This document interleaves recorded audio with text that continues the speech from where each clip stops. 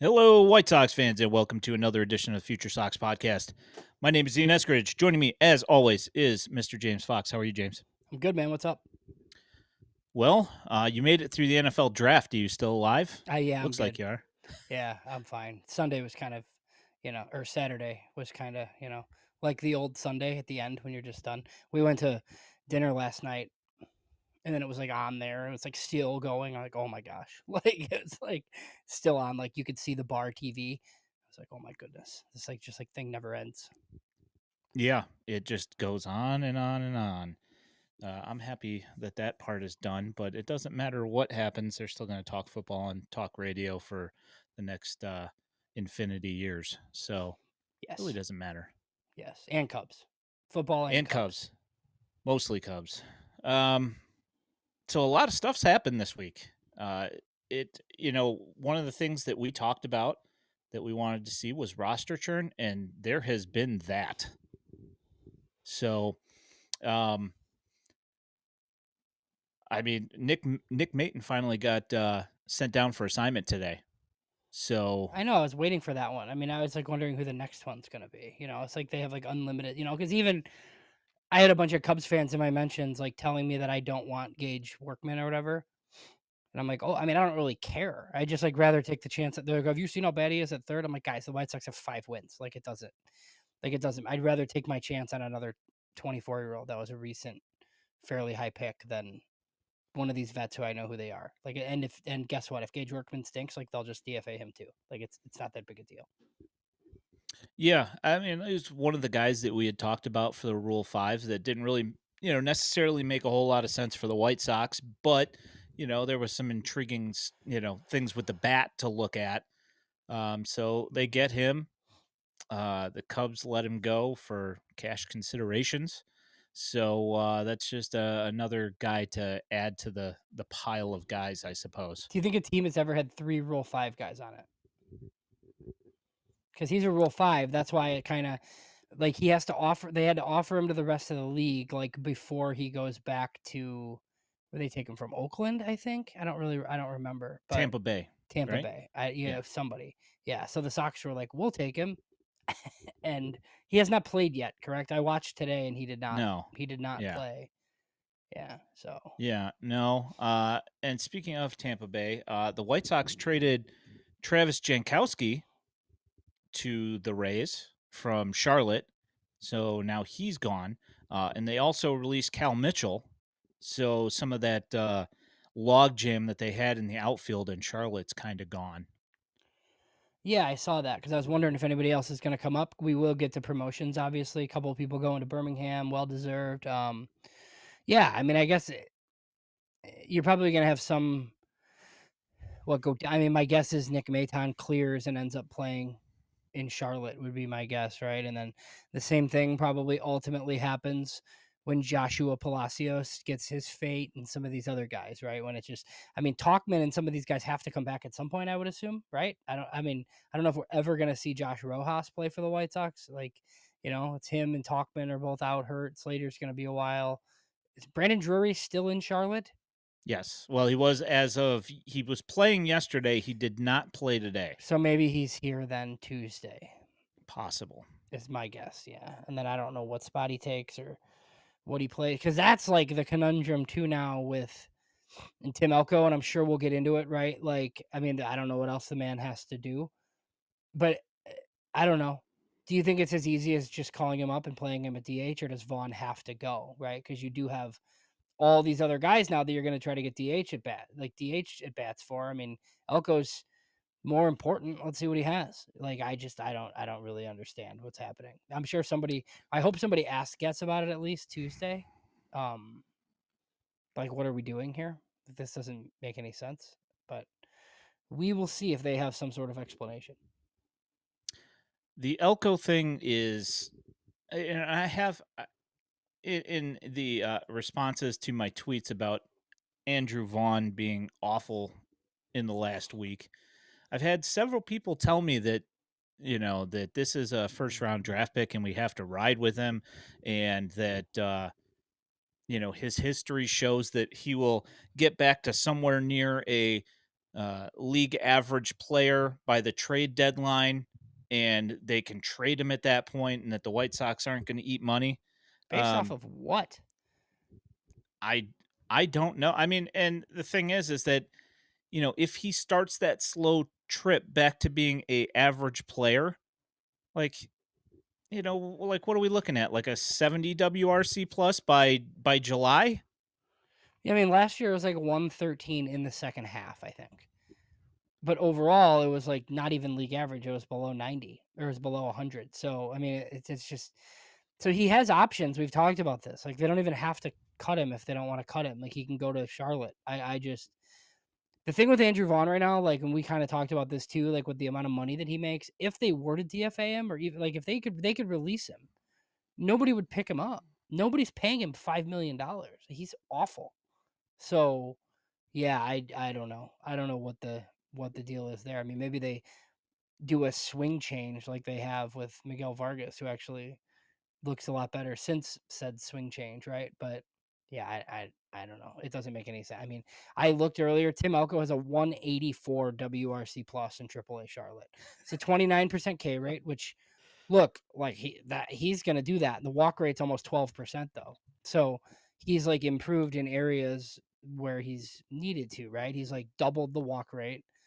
He's always had power, but now he's using it pretty exclusively when he's got 9 homers. I mean, there's no reason for this man to be in Charlotte any longer. He's hit 5 home runs in his last 3 games. I mean, yeah, I for the last what, like 4 years or whatever, he's averaged like 120 WRC plus, and that's changing levels and learning things as you go. But it seems to me that at this point he's hit the ceiling for that. Well, I mean, maybe the ceiling for that level. Um, I mean, who knows? Maybe he could have a 240 WRC plus, but I like what else is there for him to do there? He's murdering the baseball. He plays pretty good defense at first. He runs. He's always been a winner no matter where he's gone. He does the little things for the team. I just, you know, I just don't know like seriously, what else can this guy do? I don't know. Yeah, it's the type of guy you'd like to reward too. 10 or a $30,000 like 10th round signing, getting to the big leagues again. Like we keep talking about this, it's like a win for your organization, right? I I don't know. We'll see. I mean, I have a feeling that we're gonna see him because they really can't leave him down much longer, but it is gonna bring on some interesting decisions. Well, I mean, after the A's broadcast was basically clowning them on their broadcast the other day, I mean, it's just another one of those things that kind of says like, what are you guys doing? Everybody else sees this. Like, why are we going through the motions here with Andrew Vaughn, knowing that he's a known quantity. We know what he is. Even at his best so far in his career, he's been like you know just a hair above average, averaging 18 home runs a year. And I think that if you were to give a guy like Elko that, that you're probably going to get 25 to 30 home runs if you give him 500 plate appearances. I mean, the strikeout rate might be Adam Dunn esque, but at least it makes sense to give him the possibility of seeing what he can do instead of holding him back in AAA for unknown reasons other Right. than I mean, I 40 don't man. even care about what that might look like. He's earned the right to find out. Like it's just time to see. I don't know if anybody's like, look, but this team is awful. So, like, I mean, like, who cares? Like, it doesn't matter. It's like kind of like my attitude. Like, I saw the Gage Workman thing, and people were like, "Oh, he sucks." I'm like, they all suck though. Like, it's fine. Like, maybe find a guy. Like it's great. Like, it doesn't matter. So on the good side of things, the White Sox have called up Edgar Quero. I mean, it's been 2 weeks since we've been on here, Yeah. so one of the huge moves that they made is that they called up Edgar Quero, and he's been putting up some fantastic at bats. Um, the power hasn't necessarily shown up yet. But professional at bats and good defense behind the plate. It's been a pleasant watch with him back there.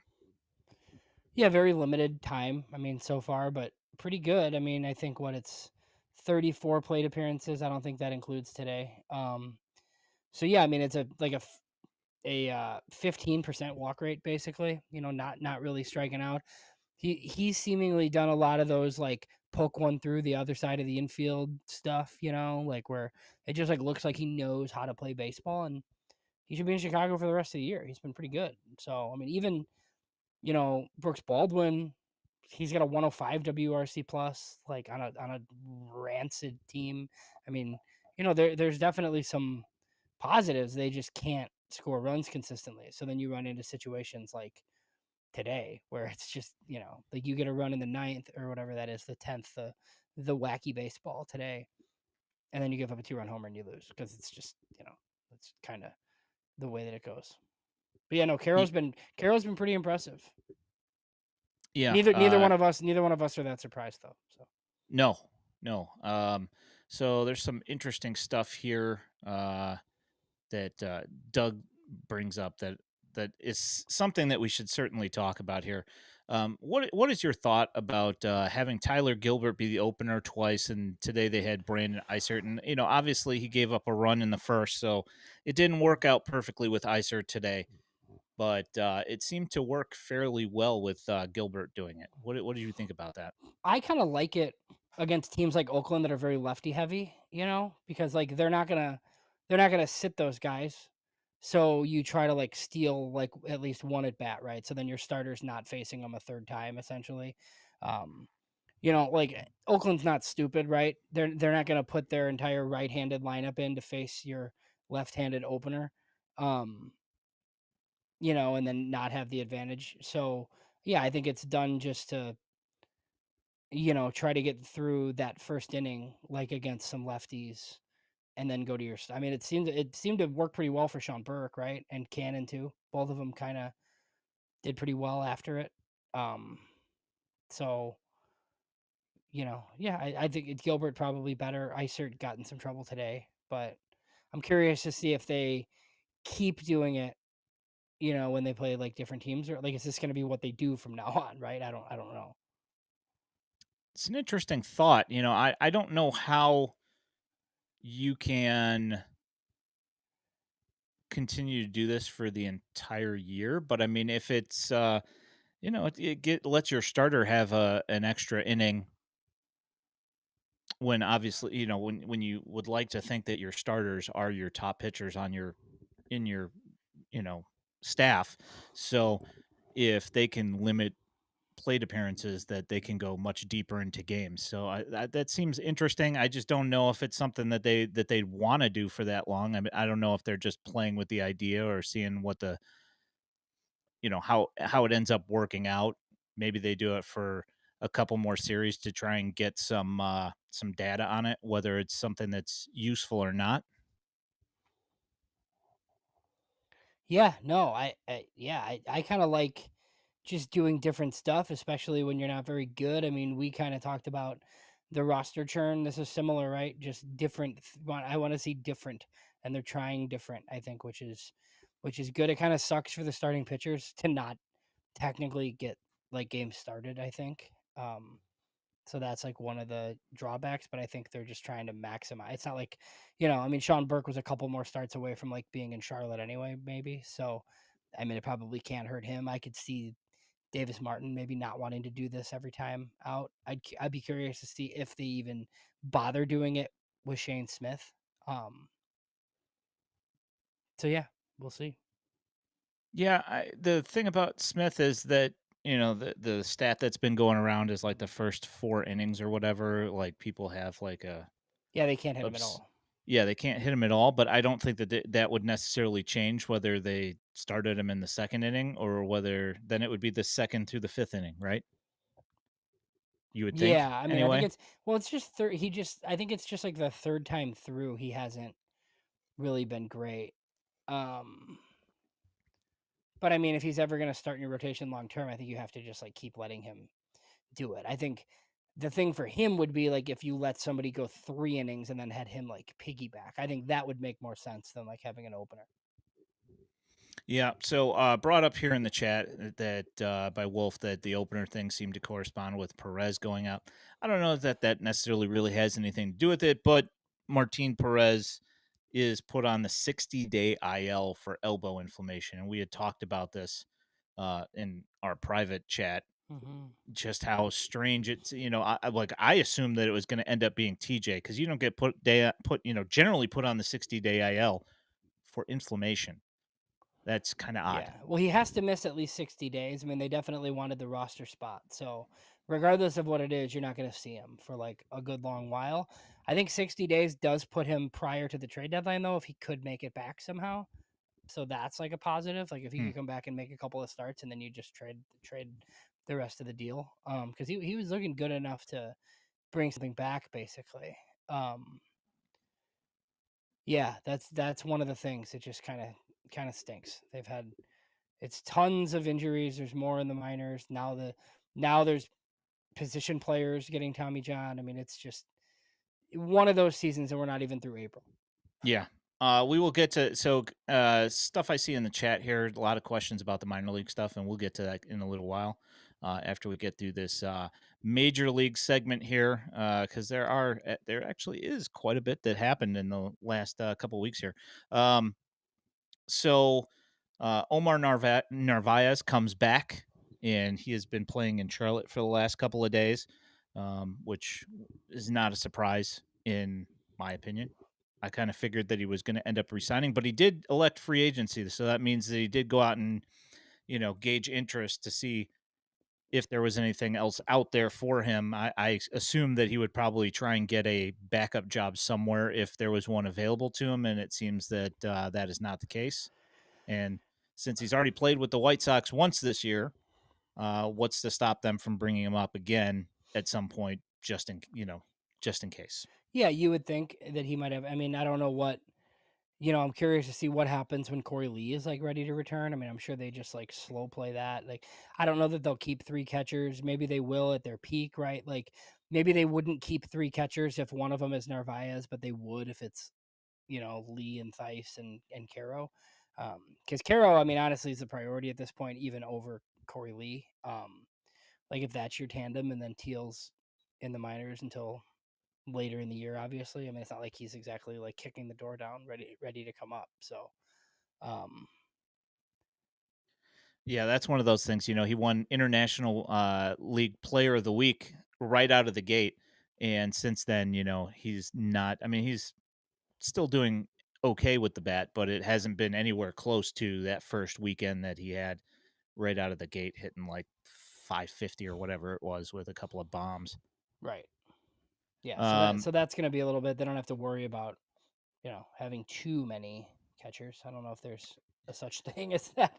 well, I mean, so here's the thing, right? Is that the only way that I really think that they keep three catchers is if they plan on having those at least two of those guys being the majority of the time DH. Because if they do that, they don't want to lose a DH and not have a backup catcher. So that kind of makes sense in that way.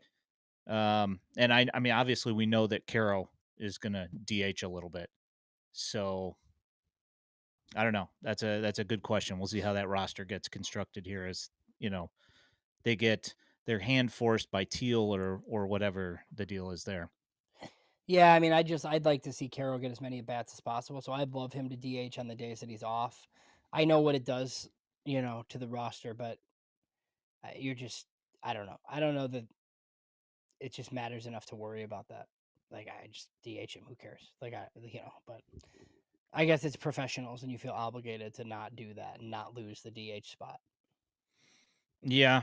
I mean, yeah, I guess as a major league baseball team, you would prefer to try and probably follow the rules so you don't lose the DH. But realistically, when you've got Andrew Vaughn running out there with a 157 average or whatever it is, Yeah, you could just and let the pitcher hit at that point.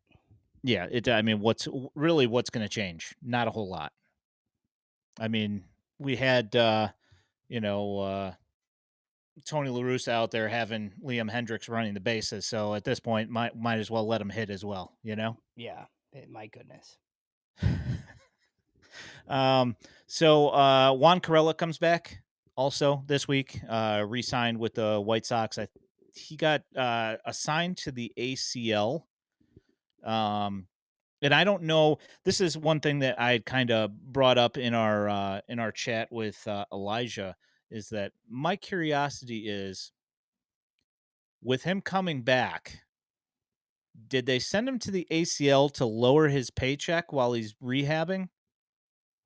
Oh, so then he gets like the rookie ball salary instead Yeah. of like, I don't know. I hope not, but because I mean, either way, like, I mean, there is no reason for him to be like rehabbing in Birmingham. He should be rehabbing in Arizona Well, I with mean, he their would be people. That's regardless. where the right. That's where like the rehab people are. The rehab pitching coaches there. Yeah, I don't know. I mean, I hope not, but like they've done similar. I mean, Mason Adams is in Double A too, so you know, technically, Yep. right on the roster. Yep. Yep. Yeah, that is a thing. Um, Do you think the players in the big leagues have to pay for their own soda, oh, that's a good like question. in Moneyball? Yeah, 100%. Yeah, I don't know. That's a good question. Yeah, Something that we should definitely suss out here and see what the deal is. I mean, if the people in the scout seats aren't paying for soda, I would hope that the players aren't, but who knows? yeah, that's true. Um, What do you you think have about anything? what do you think about opposite field homers? Um, I think that if somebody's got the power to hit it out oppo, I think that that's a pretty huge deal, and it changes a lot of things. And I would assume that this is in reference to Yeah, Tim Elko. we've had some comments about oppo homers, and that means that you're late, basically. No, it doesn't. Not necessarily. I mean, like one of the things that a lot of hitting coaches preach is to hit the ball to the oppo center side of the field. So hitting like aiming for that opposite side, if you are like a millisecond late, yeah, you might hit it a little bit farther to one side than the other. But I mean, like if somebody's got the power to be able to hit the ball over the fence, oppo, like what are we even talking about here? Yeah, Still hitting it over the fence, whether it be pull side or oppo. So I don't know. Vince. I don't think it was Vaughn. I think they literally brought up Elko and how well he was doing. No, they were actually Were they? talking about Bobby Dahlbeck. Were they? Uh, Okay. yeah, they were talking about Bobby Dahlbeck because Bobby Dahlbeck had like he was hitting like three. His stats were like relatively close to Elko's, and he is a bit of a defensive specialist. Like he can play a ton of different positions. So his flexibility for the White Sox did make sense for them to call him up. So that's why I didn't like kind of say a whole lot about that. And their OPSs were roughly the same as was their batting averages. Just Elko had some, a few more home runs. So I Yeah, don't I know. mean, look, if Elko comes out, like Elko's first only or DH, right? So I mean, I understand the reasons. I just think he's too good at this point to not shift some other things around and give it a shot. Yeah. Uh, so Uncle Ted, pull hitter, shortest path to a home run. Uh, if it's the same distance to the wall on both sides, it's the shortest path to a home run. Would be right down the line. I mean, okay, so you're lowering it what, like 3 feet? Come on, give me a break. Um, let's see here. Ryan Spader says that a team's worst player should be hitting seventh, not ninth. Big kerfuffle on social media. Did you see that?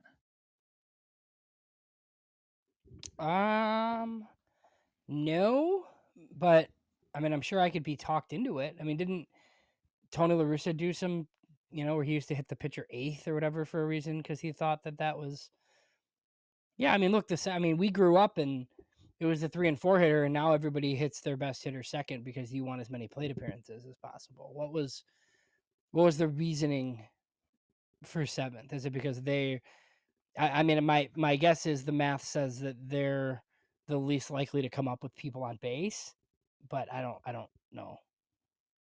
Yeah, that would make sense. I mean, we always talked about the second leadoff hitter, so that kind of mentality of trying to get a guy that can actually hit coming up late in the order makes sense. So, you got anything else on the major league team here? Anything important anyway? No, I don't think so. I mean, I think it's funny that like two of your best players were Rule 5 picks. That's humorous to me, but for all of their shortcomings and all the things they've done wrong, they made a good Rule 5 pick. So somebody got that one right. And I know it's only 4 starts or whatever, but Shane Smith pretty good. Yeah, as they say, small sample size, but I do enjoy watching him pitch, and for the most part, it's been pretty pleasurable. Yeah, So, he's pretty good.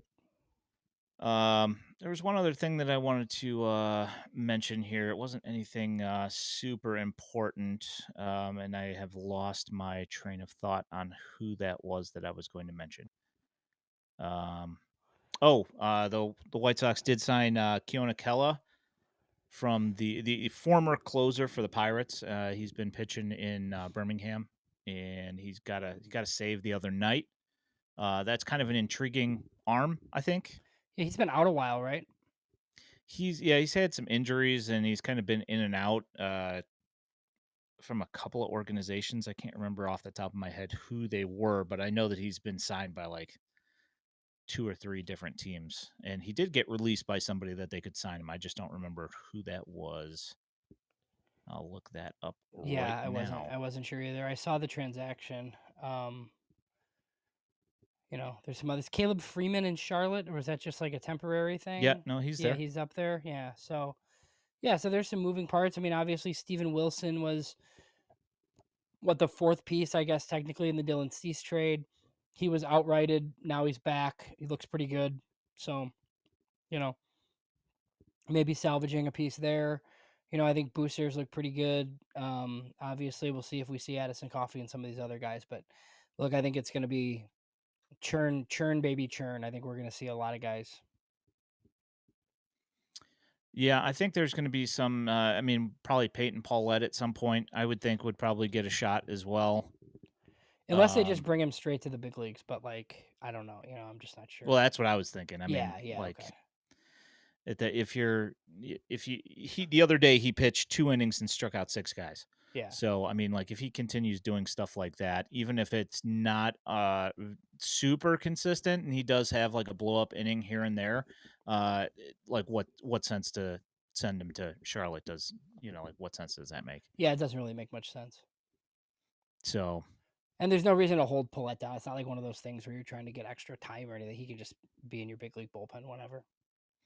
yeah, I saw some people saying that the White Sox were playing service time manipulation with some of these guys, and I just That wasn't. at this I don't think that was even the reason for Meidroth. I don't either. They legit like didn't love the way he looked in spring training. They wanted him to go down and like work on some things, and then he went down and dominated and came right up right away. I mean, look, they're not holding down Tim Elko because of service time. I mean, he's like 27 years old. It's Yeah. like Yeah, I don't know, but I don't know. We'll see what comes here. I think that there's going to be plenty of churn here as we go into the next couple of months, because we've seen that quite a few of these guys aren't cutting it. Jordan Leisure blew another lead today. So well, actually, you know, yeah, another lead, right? They were up. they're up 2-1, and he was the one that pitched like the 10th. Yeah, He gave yeah, up a 2-run homer. yeah. Yeah. That trade's not looking that great either. Yeah, that one's looking pretty rough. On the other hand, though, the Kopech Fetty trade's been looking up here as of late, and people A little don't seem better. as down on that as they have been. Well, if Miguel Vargas can salvage anything, I mean, Harel Perez looks pretty good. We have not seen Albertus yet, so Yeah, still have not seen him taking it bat yet. that's interesting. I don't know. And I wonder if he's just gonna be on the Arizona roster. They do start play, like, next week, I believe. ACL and DSL is, like, May 5th, I believe, something like that. Hmm. So maybe he's just on that team for a couple of weeks and then up, at that point. So be curious to see how many guys start down there because now we have, guys from there getting promoted to Kannapolis before they've even played games in rookie ball. Yeah, So I don't really know how many guys are on that team or what we're, doing basically. yeah. I guess we'll see what happens Because when we start seeing box scores. there weren't a lot of guys from last year's international class that are stateside right now. A lot of them stayed down because they had rough years. So, and some of your guys that would typically be there, like a Caleb Bonham, are in low A already. So I will be curious to see what that team looks like. So let's flip that switch here to the minor leagues here. You bring up Caleb Bonham, and I didn't tweet out the highlight because injury highlights are never generally a good idea to put out there. But he got hit in the forehead with a baseball, and he went down and got taken out of the game. Missed yesterday. He was back today, uh, and he did get on base and he played. So that was good news. That was worrisome when that happened. Yeah, he looks pretty interesting. I mean, I know we, had our little FutureSox group text where we were kind of talking about our thoughts on it. And I just think like I don't like the idea of like re-ranking constantly like Baseball America does. I think you kind of do it at preseason and midseason and just bake in all of the struggles and all of the success like that one time instead of shifting guys constantly. But I mean, he's probably what, like right at 7?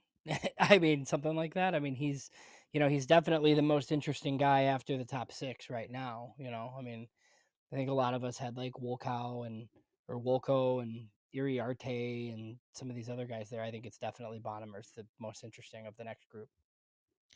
Yeah, I mean the start for Wilco hasn't been great.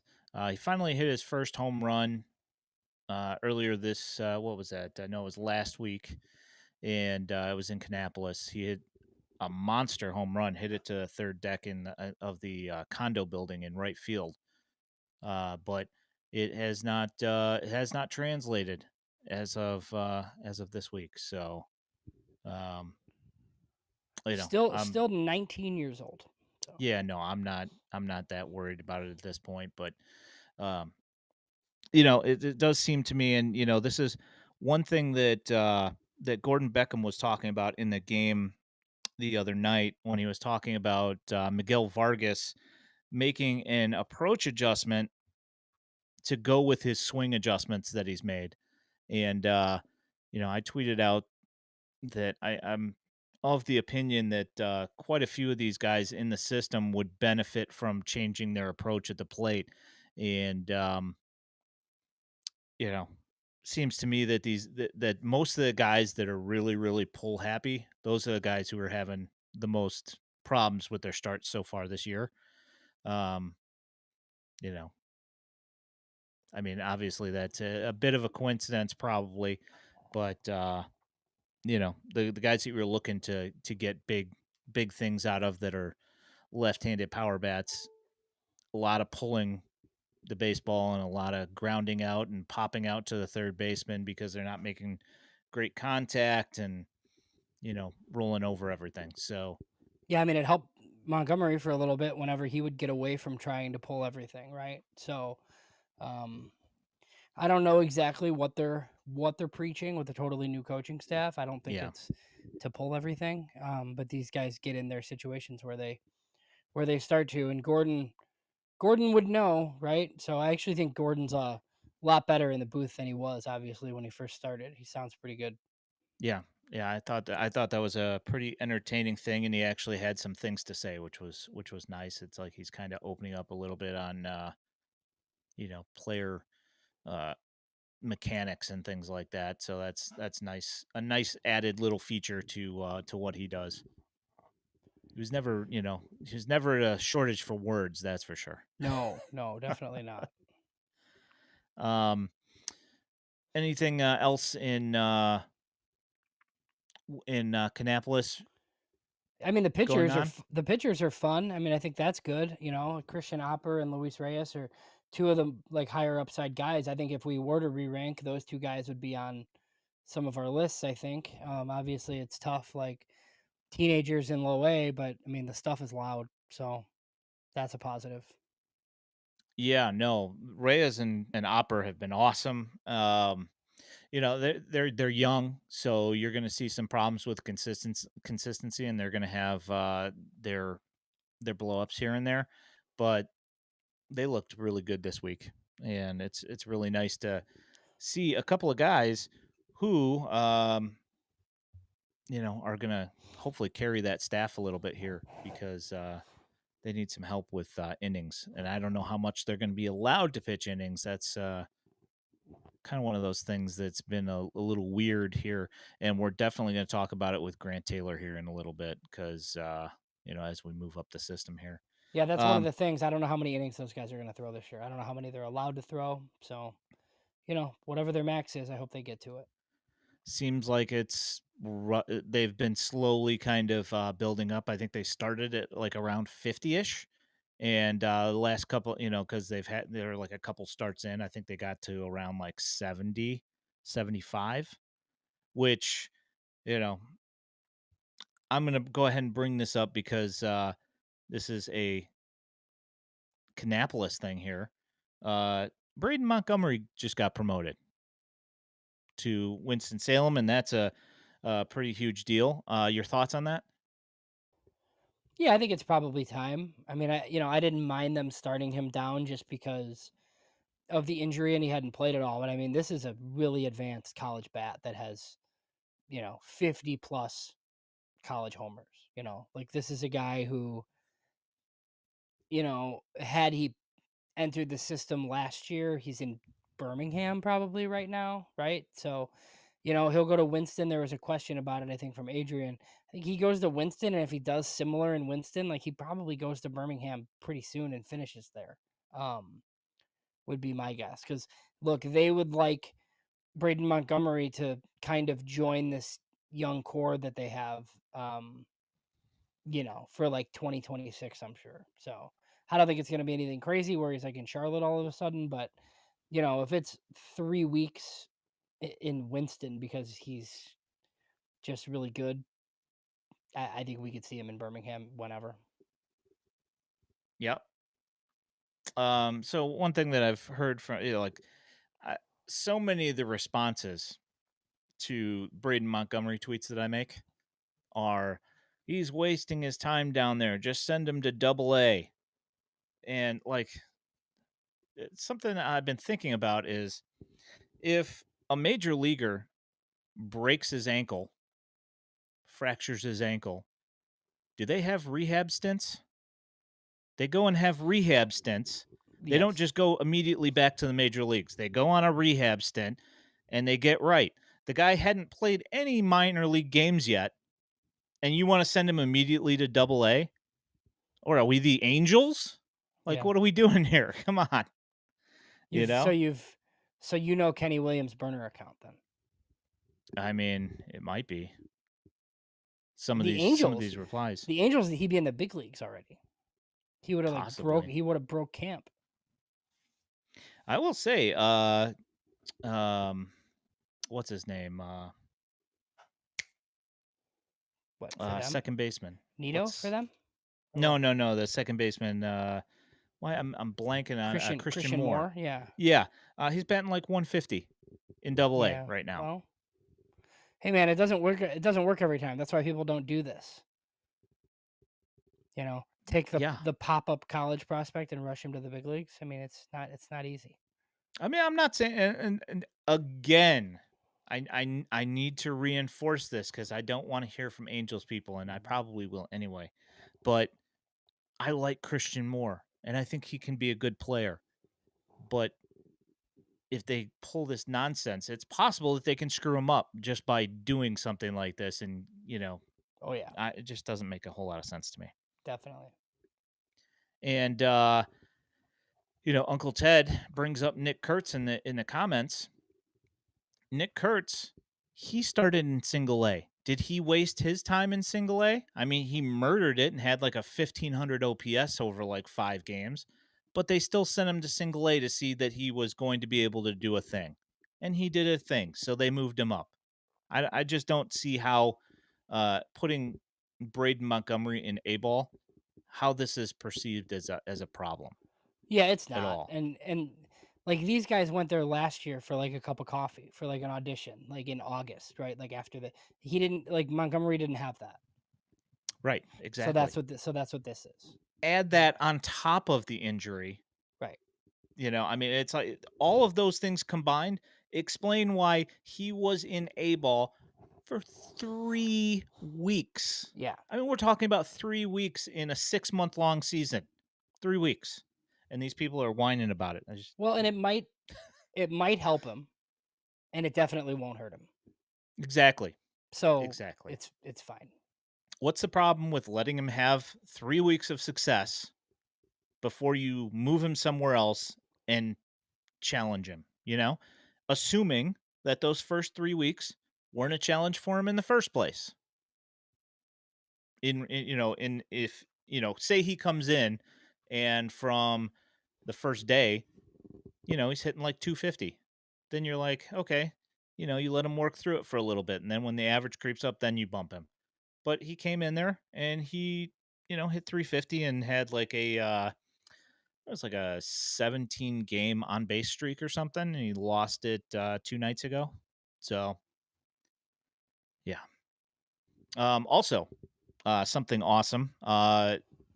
The White Sox DSL team All Star representative Abraham Nunez, or one of their DSL All Star representatives, he got called up to Kannapolis, had a multi hit game today in his second game, so that was nice to see as well. Yeah, that's good. He struggled obviously last year, like in Arizona, but I think to close out the year, he made a swing change with White Sox coaches, and he was really good to close out the season. So my guess is he's looked pretty good in Arizona, or they wouldn't be sending him to full season, um, which is pretty interesting.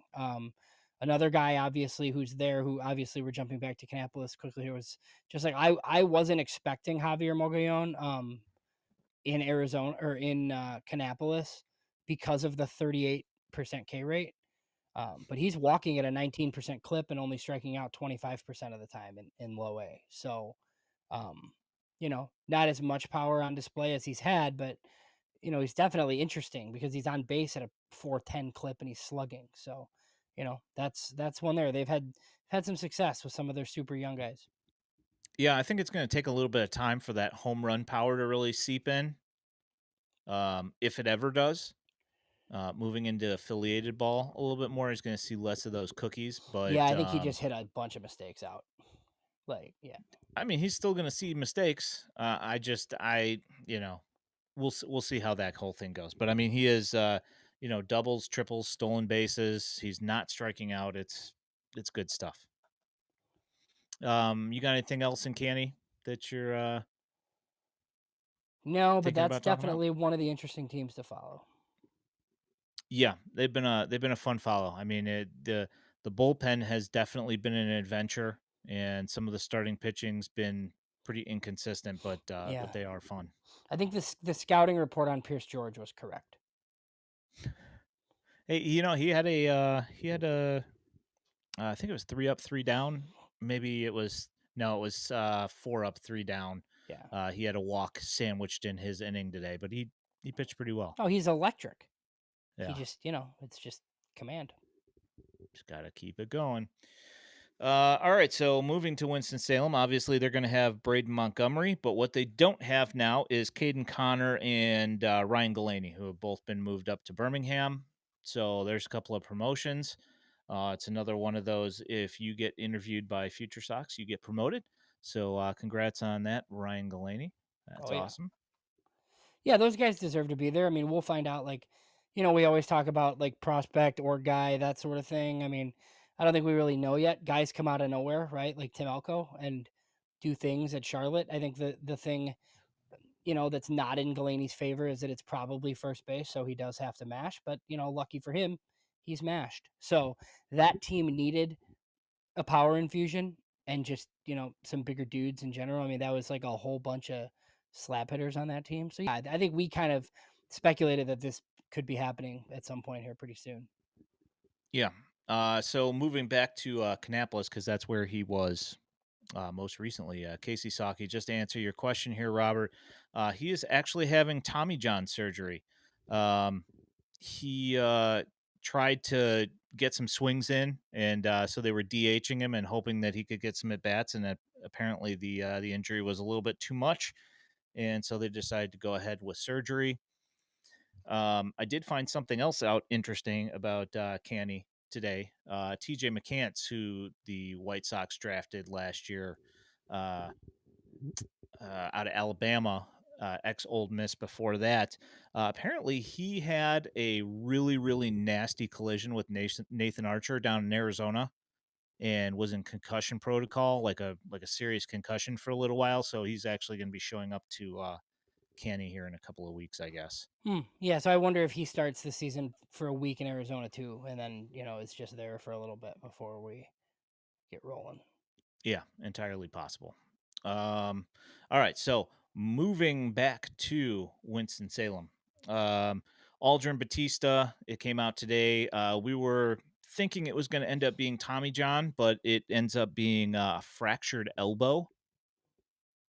So he's going to be out for quite a while. Quite a while. Yeah, that's not good, but it's not Tommy John. I mean, there's no structural damage, so I mean, at as this of point, now, if you're going to be out that long, I know. just kind of do a little digging around in there and see what's up. If anything's frayed in Like, there, just oh, chop it up. your UCL's frayed. Yeah, Like, it's yeah, preventive maintenance. It's fine, yeah, right. you know? I mean, like when I have a problem with my car, if I take it to a shop and they say, "Hey, this looks like it's going to go at some point," Fix it. I get it Yeah, fixed. yeah. So let's go ahead and just start doing that with tendons and ligaments. Seems like a good idea. Jeez. um Let me think here. So Tanner McDougal with another nice start today, but he gets pulled at 80 pitches.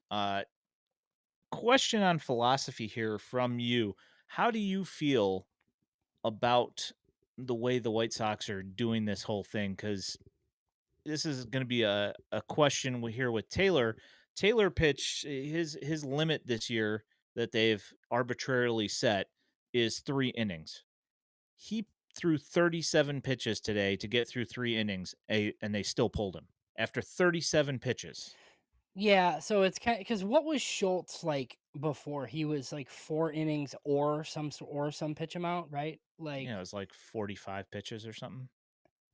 Or yeah, so I thought it was 45 pitches or 3 innings is what I yeah, thought it was, so and I kind of yeah, think so that's where we're Taylor's at. on like the same plan. I mean, I, I don't know. I mean, if he makes 30 starts, he's gonna throw 90 innings. I mean, he probably needs about 100 innings, I would think, right? So, Yeah. yeah, I mean, they'll probably get him there. If he throws 100 innings, I'm not that concerned, but it's kind of annoying. I mean, and like a guy like Tanner McDougal, I mean, not to treat these guys like commodities, but I mean, Tanner's had Tommy John already. Like it, like I kind of think you should see if you can let him go and find out if he can start or not, because there's like a very high likelihood that it's a bullpen future anyway. So yeah, I don't know. I don't know what the limits are for the non Taylor Schultz type guys. Yeah. I mean, we've talked about Tanner McDougal a ton, and his stuff is just fantastic. I just wonder if eventually if that's going to end up being his role. I don't know whether it will be or not. Um, but I mean, the other thing that we always say is that this guy is a starter until he proves that he can't do it. Yeah, I don't think there's any reason to do that now because he's like 21 years old. I mean, if the White Sox are good, I know that's funny. You can go ahead and laugh. If they're good in like 2027, there's nothing stopping you from just you know, taking the Tanner McDougal that's been starting in Charlotte and throwing him in the big league bullpen and letting him throw fire that. Like there's no reason to make that decision yet, especially with the amount of injuries that they've had. Yeah, I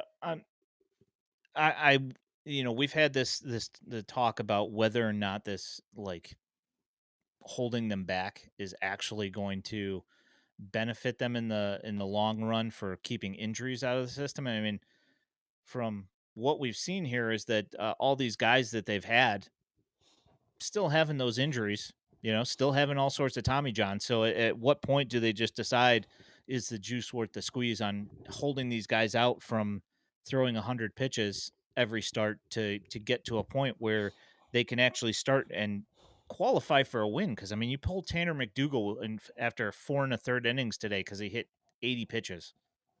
You know, Yeah. Well, I mean, Craig Counsell's doing the same thing in the big leagues. So, like I mean, fair it's enough. just, I mean, it's the whole thing is crazy. Well, I mean, for that though, it's like if he's doing that, it's because he doesn't want to go more than 2 times through the order, right? Right. I mean, that makes like if that's the thing, and you're going to use analytics and numbers to justify why you're pulling them at that pitch count, like I get it, but like Yeah, the minors, like it's minor league when baseball you're games. Yeah. yeah, when you're at 4 innings, like what are we doing here? They You don't know? do you know, like, do managers go into games like, "I gotta go to this guy today," or do they manage it like true? No, I think that You know what I'm asking? Like, is it yeah, like one no, of I like, get yeah. I gotta get these 3 specific guys in somewhere, and if I don't do it Yeah, like now spring type of training, thing? Right, right? like, Like they've got a yeah, list of guys who they're going to pitch today. I think that certainly plays a part. Now, I don't know if it's like a mandated thing down from like Giannis and right. Getz on like who they want to necessarily have, but I think that they've at least got an innings total that they want them to hit, at some point. But I mean, it's possible, right? Right, that it's just one of those things where it's like, okay, like, uh, I don't know. I mean, I saw Jared Kelly had some highlights from today. Yeah, Jared Kelly's I been forgot really about good. Jared Kelly. I know. Yeah, Yeah. yeah, him. I mean, him and Dahlquist They're both good out of the have bullpen. Yeah. both been really good out of the bullpen. Yeah, it's been nice actually You know, to see them high ups, making it. and they're both still like 22 somehow. Like it's like Yeah, that's pretty insane to think about that part. I didn't even think about that part that they're still that young. But Dawkins a yeah, little bit so older. Yeah. yeah, I mean, well, you had McDougal who's like 22 years old, and I think Kelly's 23. Yeah, I mean Kelly was a high school pick in 2020. Dahlquist was in 19. Yeah, And and Tanner was in 21, I he's believe. 21, right? And Yeah. he was yeah, exactly. So you've got those guys who are all yeah, and I don't know. We'll see what ends up happening there. Um, I don't think that those guys their path is pretty much set on reliever. Oh There's no yeah. chance that that's changing at this point.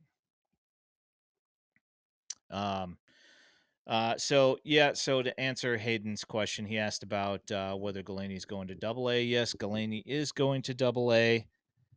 So might as well move to Birmingham here. Wilfred Veras hit a couple of home runs this week. Looks like he's starting to heat up. Nishida's still super annoying. Um, You don't think although he's there's still diving into first, which that's yeah, annoying to me, that is not kind of annoying to the rough. other team. You don't think there's like corresponding they're not losing anybody to Charlotte, are they? Is this just two promotions and like release someone or do you think they're taking because Galaney probably gets primary first base, right? At Birmingham. I mean, And then Connor gets outfield at bats or outfield I time. I wouldn't be shocked if Podkul got let go. Right, yeah. Um,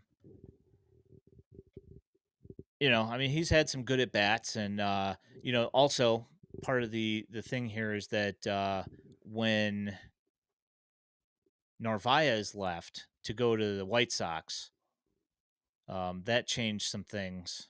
So Turner started getting more time at catcher, so that opened up more time at first base because he's not playing first base, which has put Podkul in there more. I think that Caden Connor played first base today and yesterday. I think. Um, So I think that that's probably where that corresponding move comes. Like what's going on there with that stuff. Um, yeah, I don't know. We'll see. We'll see if anybody else interesting comes up. I do know that Terrell Tatum is taking. He was injured, so he's playing in Winston Salem as of right now. Yeah, I saw that. And I would assume that this is like kind of like a little tune-up situation here before he goes back to Birmingham because It's like he's a rehab been. assignment. It is like a rehab assignment, and like the thing is that he's hitting the ball, really, really well so far in his rehab stint there. Because I'm going to call it a rehab stint because it's a rehab stint because he's Yeah. been in Double A for a year now. So I assume that he's going to end up back with the Barons here. So I would imagine we're also going to have a pitching move to Birmingham because, as Adrian said here, I just saw it on Twitter too. Wickelman Gonzalez is headed to Charlotte as well. Look at So, that. so somebody will. I mean, you'll have Wickelman and Schweitzer in Charlotte. Somebody who piggybacked Taylor this time. Shane Murphy, who moved from Winston up to Birmingham today. Okay, so maybe he's there, and then And he yeah, pitched well, shockingly. which is fine, but they need somebody in the rotation for Wickelman. So I wonder if Yep. somebody comes up from high A. I mean, I guess it could be. I saw Lucas Gordon. It could Jack be. It could be. mentions Lucas. It could be Lucas Gordon. Yeah, I could see that. I mean, that's the type of guy too, where like, there's no reason for him to be in the low minors much longer. I had the White Sox transactions page up. They did These just ones were sign just these ones somebody. were just Chase Ford reporting them. I think like they haven't said anything yet officially, the White Sox, but Gotcha. we Well, got these. you know, seems like he's been pretty reliable. So Yeah, he's been pretty accurate every time. yeah, I'll just say that he's been pretty good and And not think remember, about it. Wickelman Gonzalez is on the 40 man, He right? is, yeah, So I mean, he could be like immediate big league help at some point. yeah. Okay, that's a DSL guy. Yeah, I saw that there was a couple of names on there that looked like, Spanish Yeah, I wasn't sure who names. he was. Yeah, I always look to see how old they are, and if they're younger than 18, it's usually a late international signing before that Yeah, it's season like starts. Darlin Almanzar or something Yeah, like that was the yeah. guy I saw. Yeah, yeah. That's a good question. Now, who's going to take up these spots in Birmingham? I mean, I would assume that it's going to be probably. I mean, you have I Shane mean, you have Murphy, but you so you'll have Schultz and Smith, obviously, and you'll have Taylor with a piggyback, but the other two, well, and then Gowans. yeah, and then Gowan. So who's So going you to only take up really that? need one starter, and then you need somebody to piggyback Taylor. Hmm. Interesting. Yeah, I'm interested to see where this goes. This is going to be. This should be fun. Yeah, yeah. There's a lot of movement. It makes some sense. I mean, you have rookie ball starting. It's just a good time for it. The guys that are gonna, and you're not gonna see Schultz or Smith in Charlotte. I don't think anytime soon. That's more for guys like immediate help. I mean, Tyler Schweitzer. He goes to Charlotte and pitches well. He might pitch in the big leagues this year at some point. I mean, you might see Sean Burke Right. if he keeps on Exactly. walking guys all the time. Yeah. Although Nick Nastrini made the start today for the Knights, and that did not go well. He lasted 2/3 of an inning, walked 5 guys. Yeah. Not good. So yeah, it's like, and this is something that's been like a thing for the last couple of weeks where we've had these guys that are just pulled at 2/3 of an inning because they're hitting like 35 pitches in the first inning. Right. Be nice to nip that in the bud at some point. Oh, James asked about Dunn to Chicago. That's possible. Maybe. I mean, that rotation is gonna have Schweitzer and Wickelman in it every fifth day. They're still starting Nastrini and they're still starting Uriarte, right? So, and then obviously For the time being. Owen White is obviously there too. So I would imagine the White Sox want a starter in Chicago and they don't want to keep going with bullpen games. So it could be Justin Dunn. I kind of thought Dunn would be in a relief role this year just because I thought the shoulder was just heard enough times where he wasn't going to be able to start anymore, but he's been okay. Actually, that you mention it, Owen White's start on Saturday got skipped. Mm. So I'm actually kind of curious what's going on because he was supposed to start and Trey McGough started, and all I heard from the guy with the Rail Riders was that they found out the night before that Owen White wasn't going to start, and I don't know, and I don't, like I rewound it to see if I could find out why it was that he didn't start, and I never heard an answer. So I don't know like where he's at or what he's doing or like what the deal is with that. So Yeah. Yeah, it's interesting. I mean, there's just moving parts everywhere. So Max brought up coffee to Chicago. I don't think that's happening, but he should. yeah, I think so. But I will say this: I don't think that it should be shouldn't be in a closer role. It should definitely be a setup role. Oh yeah. Just from what I've noticed of how his outings have gone this year. Um, Setup role seems like probably the best idea for him at this particular moment. But could be that he's also bored and he knows that he shouldn't be there. Yeah, for sure. Um, so there is that. Let me look. Let me take a look. Vince See Dunn, here. I think Dunn was just like a top 20-ish pick. He was rumored that I think he went in the teens, but I mean, yeah, it was still pretty high draft pick. Is that Justin Dunn? Yeah, he was asking me when he was drafted, like he was asking me if it was top 5. I don't think it was top 5. It was pick 19. Yeah, by the Mets. Yes, by the Mets. I'm actually looking up to see if I see anything on their transactions about Owen White. Yeah, But because it really could be him because he's on the 40 man as well. yeah, When is that spot up? So Tuesday is Shane Smith, right? Um, or no, or is it not? Who pitched today? Today was Davis. So it yep, is. So the spot. So it is. They need a starter for Tuesday. So it could be it Owen might White. be. It could be Owen Yep, White Tuesday for the White Sox. makes sense. That big league debut. Yeah, he's been pitching well. Has he pitched in the big leagues before? Yeah, I thought he pitched for the Rangers. Thought he made a couple He starts, might but have. Yeah. So then um, you're Owen White, and then that would actually make the most sense. Is if it yeah, were him. he pitched in 3 games in 2024 and 2023. He pitched in 2 games, Yeah. but it was always relief. He didn't. He got no starts. Right. So, Max, I hope never. Those jerseys are an abomination. are we talking about the Bulls The Bulls starter? ones, they look awful. Yeah, the Bulls starter jersey from like 1995. Like, what are we doing? Awful. Why are we doing this? Who thought that was a good idea? It looks terrible. Yeah. Just saying. It's like they wanted like a jersey that looked like maybe the only organization in town that's worse than they are. Yeah, I was not a fan. Worse run, anyways. Charlotte, other than Tim Elko, Colson still doing the exact same thing that we've been complaining about. Not much has changed other than he hit one home run the other day. Um, so there's that. Hooray.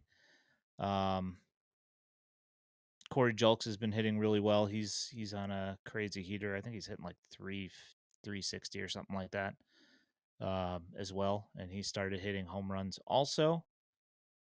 Um, Teal's been okay, not great. Uh, yeah, Dunn and Owen White both pretty decent with the starts. A couple Yeah, and of bullpen arms been okay. I figured it would definitely be one of those two guys instead of. I mean, it's not going to be Uriarte and Strini, not at this point. So Yeah, I don't know how you can. At this point, it's getting to the point now where I don't even know how they start Iriarte other than it's part of the directive from the general manager's office that he needs to get starts because he's not lasting past an inning. Well, It's been ugly. maybe he should be using an opener. Yeah, I don't know. I like this last outing. I will give him a little bit of leeway here. Is that there was a fairly early error that kind of just like prolonged the inning, Yeah, but and his stuff's not good. it's not. No. Yeah, I'm just trying to make excuses for him, James. That's all. Don't make trades with AJ Preller anymore. Yeah, well, I don't know. Sammy Zavala's looked pretty stinking good for the last couple of weeks, actually. Yeah, and he's really young and has defensive utility. So, His, yeah, his and I think Thorpe will come back and be at least like a back end big league starter for a yeah. long time. So they didn't get nothing, but Well, I mean, did it's also you not very saw good. that Juan Soto trade? Right. Like what the Yes. Nationals got back for Juan Soto? I mean, like, Yeah. uh, Well, that's because AJ Preller always has prospects to trade. They never go to the big leagues with the Padres. yeah, yeah, that's fair. Um, Trying to think if there's anything else. Oh, Dom Fletcher got his first save I saw today. that. Yeah, Yeah, that's fun. he's gonna be the closer on the 2027 White Sox. Yeah, I mean, I will say that it was more interesting than watching most of the normal position players pitch.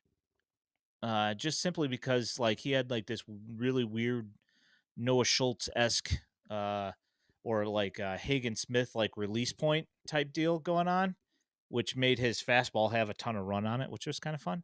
But yeah, he's not a knuckleballer like his brother. That would have been really fun. Nope. White Sox are back home Tuesday, right? I don't like. I feel like I never Oh, know their schedule anymore. yeah, that's the thing. Like it makes Who's it. coming in? Is it a divisional opponent? Let's see. I'm gonna look really quick. Tuesday, yeah, the Brewers are in town. Yeah. Oh, and Bryce Wilson's scheduled to start Tuesday. So Oh, all right. Bryce Wilson, Shane Smith, Sean Burke. Huh. Yeah, I'll have to find out from Jeff what's going on in Charlotte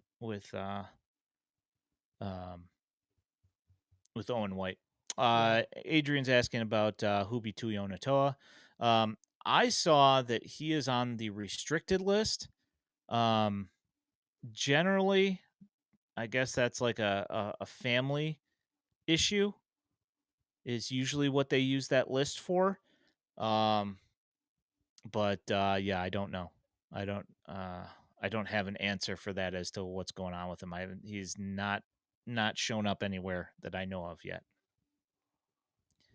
So Have not seen him. yeah, it's kind of a weird one. You got anything else, James? Anything pressing that you can? No, I think we're all good. Alrighty then. Uh, just gonna go ahead and put this up here just for fun. Send down Vaughn. I'm gonna walk us.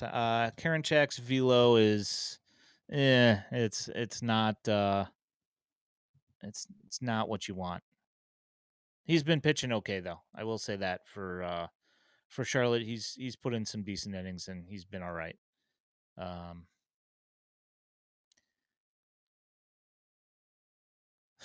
Uncle Ted, are we still talking about Spencer Jones here? Stop it with that, please. Dude's hitting 230 in double A. Get out of here with Spencer Jones, dude. You have been watching / listening to the Future Sox podcast.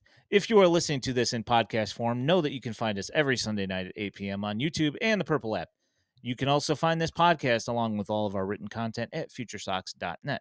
If you are looking for White Sox prospect highlights, you can find them on X at FutureSox and now also here on our YouTube channel. If you love the content and want to support us here at FutureSox, there's a link to our Patreon in our channel description and at futuresox.net. You can also toss up a super chat on our YouTube stream. Also, don't forget to like this stream and subscribe with the notifications so you know when we're going live while helping us with the World Wide Web algorithms. My name is Ian Eskridge at Daily White Sox. He is James Fox at James Fox 917. We appreciate all of you. Thanks for coming and hanging out in the chat. You guys are awesome. Thanks for driving our content and talking in the chat. We appreciate you guys. We will talk to you guys next week. Have a great week, and we'll talk to you soon.